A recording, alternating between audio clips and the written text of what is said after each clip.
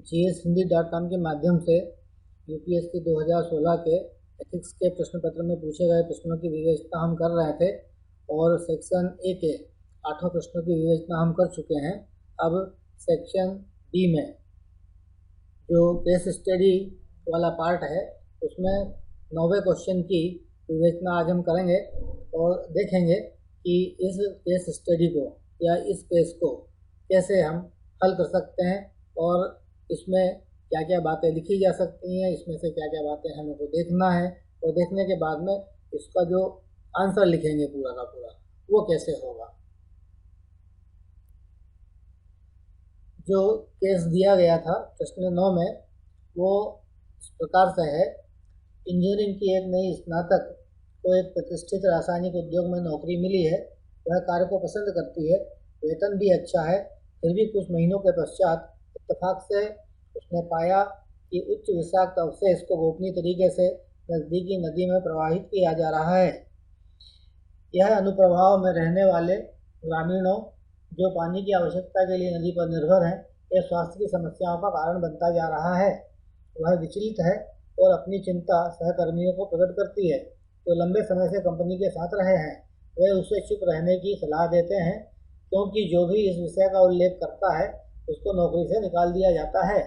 वह अपनी नौकरी खोने का खतरा नहीं ले सकती क्योंकि वह अपने परिवार की एकमात्र जीविका चलाने वाली है तथा उसे अपने बीमार माता पिता एवं भाई बहनों का भरण पोषण करना होता है। प्रथमतः वह सोचती है यदि उसके वरिष्ठ चुप हैं तो वह ही क्यों अपने गर्दन बाहर निकाले, परंतु उसका अंतःकरण नदी को एवं नदी पर निर्भर रहने वाले लोगों को बचाने के लिए कुछ करने की प्रेरणा देता है। अंतःकरण से वह महसूस करती है कि उसके मित्रों द्वारा चुप रहने का दिया गया परामर्श उचित नहीं है। यद्यपि वह उसके कारण नहीं बता सकती है, वह सोचती है कि आप एक बुद्धिमान व्यक्ति हैं तथा वह आपका परामर्श पूछती है। और इसमें जो चीज़ें पूछी गई हैं, पहली बात पूछी गई है कि चुप रहना उसके लिए नैतिक रूप से सही नहीं है। यह दर्शाने के लिए आप क्या तर्क प्रस्तुत कर सकते हैं, और दूसरा आप उसे कौन सा रास्ता अपनाने की सलाह देंगे और क्यों देंगे। अब ये जो केस स्टडी होती है इसका मतलब ये है कि ये एक समस्या वाली परिस्थिति है जिसमें कई सारे पेच होते हैं या कई सारी समस्याएं एक दूसरे से जुड़ी होती हैं। उसमें स्वयं का हित हो सकता है और समाज का हित हो सकता है, इसके बीच में समस्या हो सकती है, इसके बीच में एक दुविधा वाली बात होती है। उसमें व्यावसायिकता हो सकती है या आपका कर्तव्य हो सकता है, इसके बीच में दुविधा हो सकती है। उसमें सहानुभूति और परोपकार आप अडॉप्ट करते हैं या नहीं करते हैं, ये भी एक उसमें समस्या होती है कि उसी तरह कानून का पालन करना है या सामाजिक कर्तव्य का को देखना है। तो इस प्रकार से ऐसे कई सारी चीज़ों को मिला करके या उनको एक दूसरे में उलझा करके ये केस स्टडी बनाई जाती है और उसमें से फिर हमें देखना होता है कि इसमें वास्तविक समस्या क्या है। ये कानून वर्सेस कर्तव्य की समस्या है, ये स्वहित वर्सेस सर्वहित की समस्या है, या ये नैतिकता वर्सेस अनैतिकता की समस्या है, या और भी कोई विषय हो सकता है उसमें, और जो एक दूसरे के विपरीत भी होंगे और लेकिन फिर भी उनको जो है वहाँ पर एक समाधान हमको निकालना होता है। केस स्टडी सॉल्व करने का मतलब ये है कि एक उलझी हुई समस्याएं हैं, बहुत सारी समस्याएं जो एक दूसरे में उलझी हुई हैं और उसमें फिर आपको प्रशासक होने के नाते या आपको लोक सेवक होने के नाते आपको वहाँ पर उन सारी बातों को जो एक दूसरे में उलझी भी हुई है और समस्या भी बनी हुई है, तो उसको आप कैसे सुलझाते हैं और उसको आप कैसे उसका समाधान देते हैं जिससे कानून का पालन भी हो जाए, नैतिकता भी बरकरार रहे और जो उसमें पार्टी हैं, अफेक्टेड पार्टीज़ हैं, जो वादी और प्रतिवादी हैं, तो वो भी जो है उसमें संतुष्ट हों। तो ये केस स्टडी का जो मूल उद्देश्य होता है कि आपकी जो क्षमता है निर्णय करने की, आपकी जो निष्ठा है अपने कर्तव्य के प्रति, आपकी जो क्षमता है लोगों को कन्विंस करने के प्रति, या आपकी क्षमता कि सही और गलत के बीच में निर्णय करके सही चीज़ को निकाल करके लाना और उस तरह से समाधान देना। तो ये जो बातें हैं, ये केस स्टडी के माध्यम से आपकी जो है वो जांची जाती है, परखी जाती हैं। अब इसमें ये ज़रूरी नहीं होता है कि केस स्टडी का समाधान एक ही निकलेगा या एक ही प्रकार का निकलेगा और सारे लोग एक ही प्रकार का लिखेंगे। हो सकता है मिलते जुलते सबके मिलेंगे, लेकिन उसमें जो निकल के आता है अलग से, वो कि लीक से हट करके किसने सोचा और उस सोच को उसने समाधान में कैसे बदला, ये एक इसमें मुद्दे की बात होती है। और इसमें ज़रूरी नहीं होता है कि बहुत सारा लिखा जाए और बहुत लंबी चौड़ी उसमें समस्याओं को जब हम लिखें उसमें तो बहुत सारी समस्याएं उसमें निकाल के लिख दें, समाधान लिखें तो उसमें बहुत सारे समाधान लिख दें, उसमें सारे पारंपरिक समाधान लिखें जिसमें कानून का पालन होता है तो कर्तव्य छूटता है, कर्तव्य छूटता है तो कानून का पालन हो रहा है, या एक समस्या को एड्रेस कर रहे हैं हम दूसरी को नहीं कर रहे हैं, ऐसा नहीं होना चाहिए। उसमें होता यह है कि आप जो कोर इशू है उसको भी एड्रेस करना है और उसके साथ में जो छोटे छोटे इशूज होंगे जो बाद में जाकर के दोबारा उसी समस्या को खड़े कर सकते हैं तो उनको भी एड्रेस करना होता है। तो इन सब बातों का कंसिडरेशन लेकर के एक केस स्टडी का आंसर लिखना होता है। तो इसके बारे में मैं एक सेपरेट वीडियो बना करके कि केस स्टडी कितने प्रकार की होती है, कि केस स्टडी में क्या क्या पूछा जा सकता है, केस स्टडी को हल करते वक्त कौन कौन से क्राइटेरिया जो हैं, कौन कौन सी बिंदुओं को हमें विशेषता पकड़ना है जिनको कि वहाँ पर लिखना है। तो इस पर एक वीडियो में सेपरेट बनाऊंगा, ये how to attempt the case study. फिलहाल इस केस स्टडी को आप प्रश्न पत्र में से पढ़ेंगे और यदि इस वीडियो को सुनेंगे तो आपको बाकायदा समझ में आएगा। तो चलते हैं और देखते हैं कि इसमें जो दो प्रश्न पूछे गए हैं कि चुप रहना उसके लिए नैतिक रूप से सही नहीं है, यह दर्शाने के लिए आप क्या तर्क प्रस्तुत कर सकते हैं और आप उसे कौन सा रास्ता अपनाने की सलाह देंगे और क्यों देंगे, ये दोनों प्रश्नों को देखते हैं। अब जो प्रश्न पूछे गए हैं उसमें तो जो पहला प्रश्न है, जब केस स्टडी को हल करते हैं तो जब उसको पढ़ें तो पूरे ध्यान से उसको पूरी तरह से पढ़ें और एक बार नहीं बल्कि दो बार पढ़ें, ताकि केस स्टडी का जो सोल है उसमें जो समस्याएं हैं वो समझ में आ जाए और प्रश्न जो पूछा गया है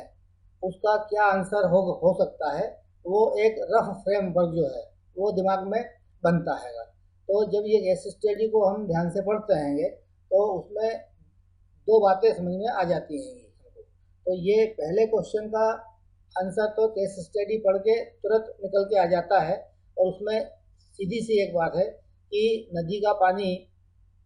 प्रदूषित हो रहा है और उससे गांव के लोगों के स्वास्थ्य को जो हानि हो रही है, एक बात ये निकल के आती है। और दूसरी बात ये आती है कि उस प्रदूषण से हो सकता है कई लोगों की जीवन, कई लोगों की मृत्यु भी हो सकती है और लगातार लोगों का स्वास्थ्य खराब रहने से उनकी आर्थिक स्थिति भी खराब हो सकती है। तो एक कारण तो ये होता है और दूसरा ये कि समाज का स्वास्थ्य और जीवन ये वापस नहीं लाया जा सकता है। अगर एक बार कोई क्रॉनिक डिसीज हो जाए या कोई क्रॉनिक बीमारी हो जाए तो उसको रिकवर करना बड़ा मुश्किल होता है। दूसरी बात ये, और क्योंकि एम्प्लॉय यंग है, अभी उसके पास में समय भी है, उसके पास में ऑप्शन भी मिलेंगे उसको बहुत सारे, तो नौकरी बदली जा सकती है लेकिन लोगों का स्वास्थ्य जो है वो वापस नहीं लाया जा सकता है। तो पहले प्रश्न का आंसर केवल केस स्टडी पढ़ के ही निकलता है और वो कि चुप रहना सही नहीं है, क्योंकि गांव के लोगों के स्वास्थ्य को हानि हो रही है जिससे जीवन भी जा सकते हैं, मतलब लोगों की मृत्यु भी हो सकती है। स्वास्थ्य को हानि तो हो रही है, बीमारियां फैल रही हैं, हर घर में बीमारी फैली हुई है पानी की वजह से, और जिससे उनको आर्थिक नुकसान भी हो रहा है। और समाज का स्वास्थ्य और जीवन ये वापस नहीं लाया जा सकता है। समयानुसार नौकरी बदली जा सकती है, क्योंकि एक ही दिन में न तो समस्या खड़ी करके हम कुछ कर सकते हैं और न ही कुछ उसका होना है, क्योंकि परिस्थिति जो वहाँ पर केस स्टडी में दी है उसको पढ़ने के बाद में ये लगता है कि अगर उसके विरुद्ध आवाज़ उठानी भी है या कोई काम करना भी है तो उसमें भी समय लगेगा, और वो जो समय होगा जब तक हम कोई अपने तरफ से स्टेप लेकर के काम करेंगे तो उसमें जो समय लगेगा उतने समय में नौकरी भी बदली जा सकती है, दूसरे ऑप्शन भी मिल सकते हैं। तो पहले क्वेश्चन का समाधान या पहले क्वेश्चन का आंसर केस स्टडी पढ़ने के बाद में सीधा निकल के आता है कि गांव के लोगों के स्वास्थ्य को हानि हो रही है, जिससे जीवन भी जा सकते हैं और समाज का स्वास्थ्य और जीवन वापस नहीं लाया जा सकता है, समयानुसार नौकरी बदली जा सकती है। अब देखते हैं कि इस केस स्टडी में जो प्रॉब्लम है या जो दुविधा है उसमें कितने विकल्प निकल के आते हैं उस कर्मचारी के लिए। तो पहला विकल्प तो ये निकल के आता है कि चुप रहें और अपनी नौकरी करें, कोई चिंता ना करें, पानी में प्रदूषण हो रहा है तो उसको होने दो, उससे कोई लेना देना नहीं है, एक विकल्प ये। दूसरा ये होता है कि रासायनिक फैक्ट्री का हित और व्यावसायिकता के प्रतिमान, यानी कि जिस संगठन में हम काम कर रहे हैं उसका हित देखें और जो हमारी नौकरी है हम केवल उसको देखें और फैक्ट्री जो व्यवसाय कर रही है उसने जो उसकी एथिक्स बना करके रखी है उस फैक्ट्री की जो एथिक्स है उसके अनुसार हम अपना काम करते रहें और उसकी तरफ ध्यान ना दें, समस्या की तरफ। दूसरा ये कि नदी में प्रदूषण हो रहा है और मानव स्वास्थ्य मतलब गांव के लोगों का जो स्वास्थ्य अफेक्टेड हो रहा है वो एक समस्या है उसमें, तो इसको कंसीडर कर सकते हैं कि भाई ये समस्या है, अब इसको कंसीडर करें। अगला ये कि गांव के लोगों के अधिकार और अपनी नौकरी। अब यहाँ पे दो बातें हैं कि भाई लोगों के मौलिक अधिकार होते हैं कि उन्हें साफ पानी पीने को मिले, रोटी कपड़ा मकान और पानी, स्वास्थ्य, शिक्षा, सड़क, ये मूलभूत आवश्यकता है जो लोगों के मौलिक अधिकारों में आती है। तो या तो उनके अधिकारों को देखें या अपनी नौकरी को देखें, एक समस्या ये है उसमें। और सही और गलत में निर्णय करें कि गांव के लोगों के हित या अपने हित को ऊपर रखें। व्यवसाय और जिम्मेदारी, फैक्ट्री के प्रति यथार्थ और आदर्श, मतलब आपकी नैतिकता क्या बोलती है, आपका कर्तव्य क्या बोल रहा है और यथार्थ में क्या हो रहा है, इसमें एक चुनाव करना पड़ सकता है। फैक्ट्री के प्रति निष्ठा और समाज के प्रति निष्ठा का समायोजन, या तो दोनों काम कर सकते हैं कि हम अपने ऑर्गेनाइजेशन के प्रति भी निष्ठावान रहें और समाज के प्रति भी निष्ठावान रहें, एक विकल्प ये निकल के आता है उसमें। गांव वालों की कीमत पे अपना स्वार्थ सिद्ध करना, एक विकल्प यही है, जैसा कि चुप रहो, अपनी नौकरी करते रहो, अपना स्वार्थ सिद्ध हो रहा है तो बाकी की चीज़ें जो चल रही हैं उनको चलने दो। कर्मचारी की नैतिकता और साहस, और दूसरा विकल्प यह है कि आप थोड़ी सी हिम्मत करें और अपनी नैतिकता या अपने कर्तव्य को आगे रखें और कुछ सोचें करने के लिए। फैक्ट्री के भविष्य को नज़रअंदाज करना या फैक्ट्री के भविष्य को नज़रअंदाज करके और आप जो है एक जो त्वरित कार्रवाई जो भी हो सकती है आपके तरफ से, आप उसको जो है करें और फैक्ट्री का जो फ्यूचर है उसको आप भूल जाएं कि जो भी होगा देखा जाएगा। गलत को अस्वीकार करके उदाहरण स्थापित करना, यानी जो चीज़ गलत हो रही है उसमें अपनी स्वीकृति नहीं है और उस चीज़ को हम कैसे प्रेजेंट करें कि वो एक एग्जाम्पल भी बन जाए और हम जो चाह रहे हैं कि ये काम नहीं होना चाहिए, ये काम गलत है, जो हमने पहले उत्तर लिखा है कि चुप नहीं रहना चाहिए, तो चुप नहीं रहेंगे तो उसको अस्वीकार करेंगे, अस्वीकार करके एक उदाहरण स्थापित करना, एक विकल्प ये होता है। साहस के गलत के विरुद्ध खड़े होना और आत्मसम्मान बढ़ाना, ये अपने आप में कि कोई गिल्टी फील ना हो हमें, अपराध बोध ना हो हमें, और हम सम्मान से जिएं और नौकरी करें अपनी इज्जत से और अपना जो है जीवन यापन करें। सत्यनिष्ठा और सामाजिक दायित्व और नौकरी में चुनाव, और ये एक बात आती है कि आप निष्ठा, सत्यनिष्ठा, सामाजिक दायित्व और नौकरी में से किन चीज़ों का चुनाव करते हो, ये इसमें से निकल के आता है। अब यहाँ पे मैंने ये इतनी सारी जो चीज़ें लिखी हैं, ये जब केस स्टडी पढ़ते हैं तो उसमें से ये निकल के आती हैं स्वतः अपने आप कि भाई हमारे सामने इतने विकल्प हैं और इन विकल्पों पे हम काम कर सकते हैं, तो इन विकल्पों में से अब कौन से विकल्प उठाएं हम, और जो हमारे सारी बातों को और कंसीडर करके और एक सम्मानजनक हल निकल के आए जिसमें फैक्ट्री का हित भी हो, हमारा हित भी हो और गांव वालों का हित भी हो जाए, और अगर ऐसा नहीं होता है, दूसरी कंडीशन सोचे थे कि अगर वैसा नहीं होता है तो फिर हमारे सामने विकल्प क्या बचता है, तो उस पर काम करने की हमारे पास में एक गुंजाइश होनी चाहिए कि हम उसमें क्या लिखेंगे और कैसे करेंगे। तो इसलिए जब ये इतने सारे विकल्पों को हमने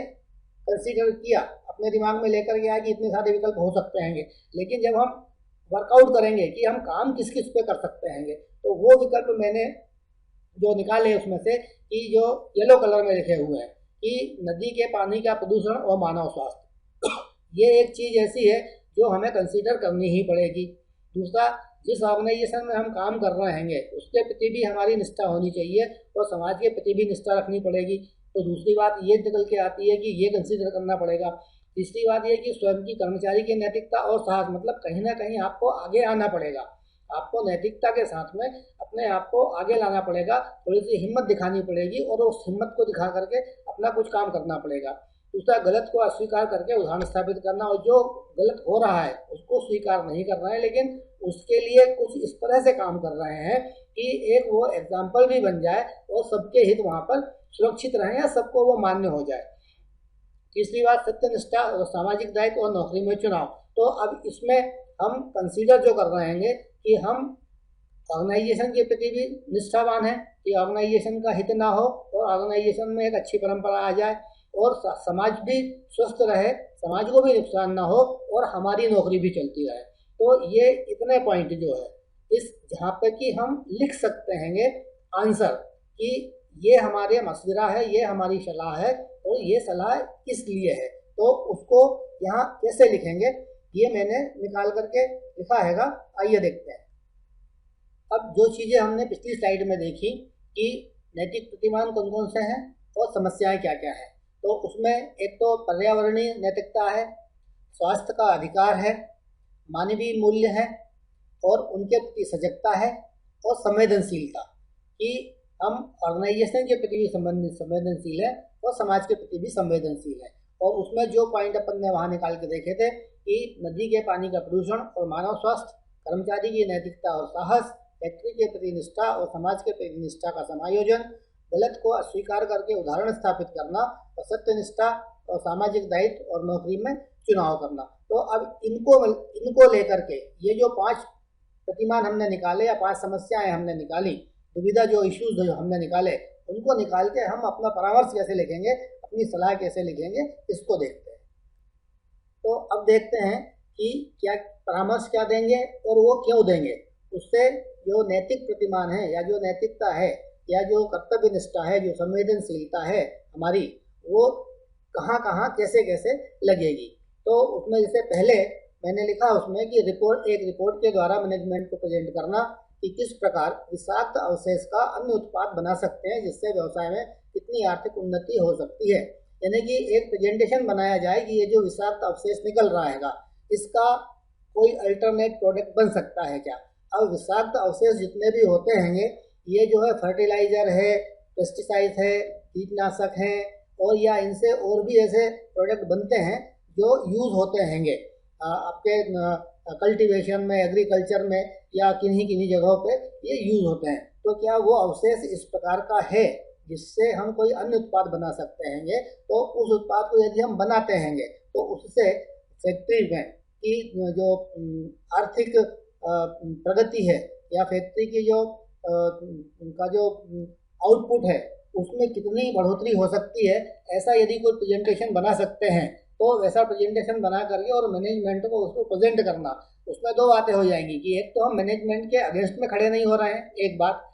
दूसरा, कोई इनोवेटिव, कुछ क्रिएटिव, कुछ नई चीज़ निकाल के ला रहे हैं जिससे फैक्ट्री को आर्थिक लाभ होगा। अल्टीमेटली फैक्ट्री काम कर रही है आर्थिक लाभ के लिए और जिससे हमारा रोजगार भी चलता है। तो यदि हम ऐसा कोई क्रिएटिव आइडिया, कोई इनोवेटिव आइडिया लेकर के आ सकते हैं जिससे फैक्ट्री की यदि आर्थिक उन्नति होती है, तो मैनेजमेंट को एक बात ये जाती है उसमें कि आप संगठन के प्रति निष्ठावान है, ना कि आप संगठन के अगेंस्ट है। एक बात ये यहाँ साबित हो जाती है। दूसरी बात ये कि जल प्रदूषण नहीं होगा तो समाज और गांव के लोगों में फैक्ट्री के प्रति जो विश्वास उत्पन्न होगा उससे भविष्य में व्यवसाय के लिए वो लाभदायक होगा। और उसमें दूसरी बात ये भी हम बता सकते हैं कि ये जो हम इसमें डाल रहे हैं ये जा रहा है तो अल्टीमेटली ये आज नहीं तो कल, कल नहीं तो परसों गांव के लोगों को समझ में आएगा और वो हमारे अगेंस्ट में खड़े होंगे। और अगर ऐसा नहीं होता है, हमने कोई प्रोडक्ट बना लिया और उससे ये विषाक्त अवशेष पानी में नहीं जाते हैंगे, तो लोगों में एक मैसेज जाता हैगा,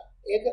मैसेज कन्वे होता हैगा, और वो जो फैक्ट्री उस गांव के पास में लगी है उस फैक्ट्री के प्रति लोग सद्भावना रखेंगे, उस फैक्ट्री को लोग कोऑपरेट करेंगे, तो वो हमको व्यवसाय के लिए लाभदायक हो सकता है। आपको वहाँ पे चीप लेबर मिल जाए, हो सकता है वहाँ पे आपको फैक्ट्री के लिए अच्छे लोग मिल जाए काम करने के लिए, जो पूरी डिवोशन के साथ में, श्रद्धा के साथ में कि भाई ये यूनिट हमारे यहाँ लगी हुई है, इससे हमको रोजगार मिलता है, तो इस यूनिट को हम बढ़ाएं। तो ये एक सामाजिक कर्तव्य या सामाजिक नैतिकता के अंतर्गत आ गया। दूसरी बात, हमने संगठन के प्रति भी, अपने मैनेजमेंट के प्रति भी हम निष्ठावान हो गए, और समाज के प्रति जो कर्तव्य था हमारा, हमने उसको भी लेकर के अपनी जो हमारा कर्तव्य हो सकता है, हमने उसको फुलफिल किया। अब अगर दूसरी कंडीशन कि इसी में हमने पर्यावरण की जो नैतिकता थी कि पोल्यूशन हो रहा था, उसके खिलाफ हमने गलत तरीके से नहीं, सही तरह से हमने उसको भी एड्रेस कर दिया हैगा। अब अगर मैनेजमेंट सहमत नहीं होता है इस बात पे, तब क्या करें? क्योंकि आपने मैनेजमेंट के अगेंस्ट में आप खड़े नहीं हुए हो, इसलिए आपको पूरा समय मिल जाएगा इतना कि आप नौकरी बदलने का प्रयत्न कर सकते हो, क्योंकि हम अपनी नैतिकता से, स्वयं की नैतिकता से या स्वयं के स्वाभिमान से, स्वयं के आत्मसम्मान से हम समझौता नहीं कर सकते हैं। तो इसलिए वो जो प्रेजेंटेशन के डाटा हैं या जो रिपोर्ट बनाई है, उस रिपोर्ट में डाटा लेकर के एक पूरी रिपोर्ट बना करके कि भाई ये ऐसा हो रहा है यहाँ पर, और इसके आने वाले समय में गांव के लोगों को ऐसी ऐसी प्रॉब्लम्स हो सकती हैंगी, और उसकी रिपोर्ट बना करके एनजीटी को हम भेज सकते हैं। तो ये जो पर्यावरणीय नैतिकता है, उसके अंतर्गत हम अपने एक राष्ट्रीय कर्तव्य की पूर्ति करते हैं, जिससे स्वयं में कोई अपराध बोध नहीं आने वाला। और उसके बाद भी अगर कुछ नहीं होता हैगा, तो फिर पूरे दस्तावेज और डाटा के साथ में न्यायालय में एक जनहित याचिका दाखिल की जाए, और उसके बाद में नौकरी बदलने का प्रयत्न कर रहे हैं। चूँकि अभी एम्प्लॉय यंग है, उसके पास में ऑप्शन हो सकते हैंगे, उसको ऑप्शन मिल सकते हैंगे। तो दोनों तरह से